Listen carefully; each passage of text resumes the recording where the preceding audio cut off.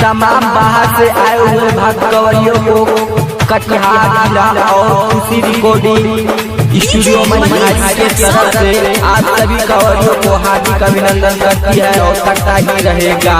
बोल बा बोल बा।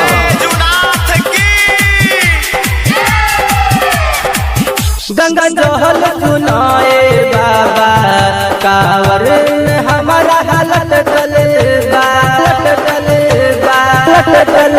जहल सुनाए बाबा कावर हमारा हालत चले सच रहे हथियाए जो सच रहे हथियाए जो दिन रात उड़ता भटकल मोर हरज सुनिए बाबा कावर में जलवा लटकलबा लटकलबा लटकलबा मोर हरज सुनिए बाबा कावर में जलवा लटकलबा सच रहे तो भटियाए गो सच रहे तो भटिया राते ऊ तो भटकलबा गंगा जहल सुनाए बाबा कावर हमारा लटकलबा।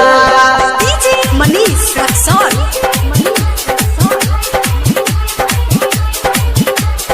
रात्रि रहे अनहरिया हो लौके ना जोरिया हो केतनो लाइट जराइले बाबा झलके नहीं डगरिया हो। रात रहे अनहरिया हो लौके ना जोरिया हो केतनो लाइट